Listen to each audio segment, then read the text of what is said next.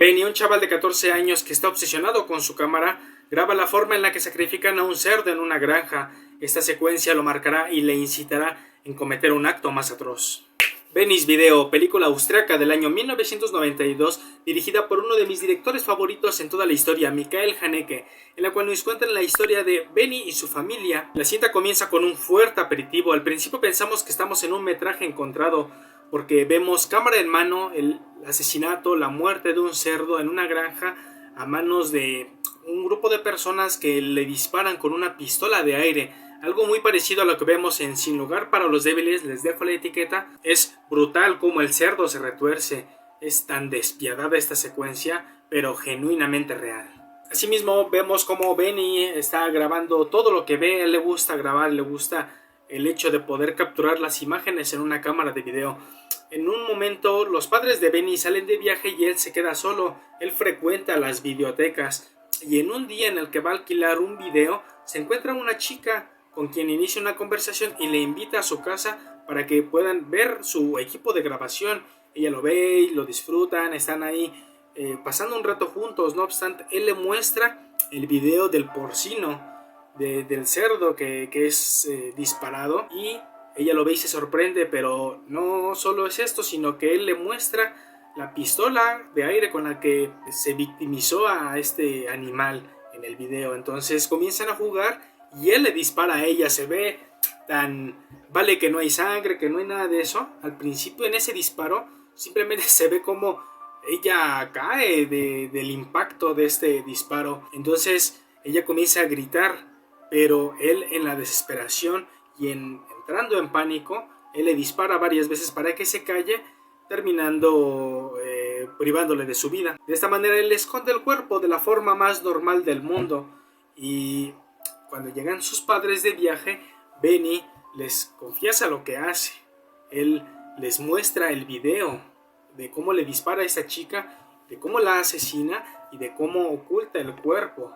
Entonces el asunto aquí está en que se los dice por decirlo de alguna manera, porque realmente cuando sus padres llegan y él les muestra el video, es lo único que hace, solo se los enseña, solo se los muestra, no les dice nada. Es decir, que es como si él les dijera: miren lo que han hecho conmigo, miren lo que han hecho con su hijo. Para aquellos que son padres de familia, ¿cómo reaccionarían si su hijo les mostrara algo así? Sería brutal. Uno terminaría no sabiendo cómo reaccionar ante algo tan salvaje que ha hecho nuestro familiar, en este caso nuestro hijo. El hecho de que Benny únicamente les enseñara el video, se los mostrara y no les dijera nada mientras pasaba, quizás sería la representación de cómo las familias han perdido ya la forma en la que se comunican entre sí, cómo es que ya no es posible expresar y compartir tanto tus emociones como tus pensamientos con aquellos más cercanos, como en este caso es tu familia. Tal vez eso es una de las cosas que quiera decirnos Haneke en esta cinta, en esta brillante cinta. Es razonable la forma en la que los padres actúan al intentar ocultar el asesinato de su hijo. Incluso hay leyes, aquí en México existe la ley en la que tú tienes atenuantes en la penalidad si es que te estabas protegiendo a alguien, algún familiar o alguien muy cercano, etc. Entonces en este caso es razonable que los padres oculten o que intenten proteger a su hijo de ir a la cárcel, pero ellos mismos razonan que no podría ir a la cárcel, que en todo caso al ser menor sería segregado en una de esas instituciones donde están los jóvenes, los menores de edad que han cometido delitos. El asunto aquí está en que de cualquier manera sería un excluido, un marginado. Ellos quieren evitar eso, por eso es que los padres envían a Benny y a su mamá a Egipto para que se enfrenten las cosas mientras el papá se encarga de ocultar el cuerpo, de ver qué es lo que se puede hacer. Evidentemente tocamos el tema de la culpabilidad, ya que podemos pensar en qué tan culpables se sienten los padres respecto a su negligencia, respecto a la omisión de su cuidado con su hijo. ¿Qué tan culpable se siente Benny de haber cometido esto? Benny no parece sentirse culpable en lo absoluto, no parece tener esa empatía ni sentir alguna especie de remordimiento. Él tiene una exacerbada labilidad afectiva, lo que lo vuelve cínico. Por eso es que les muestra el video a sus padres de una forma tan orgullosa. Él no solo es cínico, es un lábil sin remordimientos. Después de que el padre ha hecho lo suficiente para que no se encuentre el cuerpo, Benny y su mamá regresan de Egipto a Austria y ocurre algo terrible en el que Benny se entrega a la policía. No solo se entrega a la policía, sino que muestra los videos en los que él graba a sus padres cuando ellos están hablando de ocultar el cuerpo de su hijo. Increíble, cómo es que Benny ha sido un ojete para realizar algo así. Es decir, no solo ha arruinado su propia vida, sino que ha arruinado la vida de sus padres. Es increíble, es impresionante la forma en la que el cinismo de este personaje ha cambiado todo en la historia.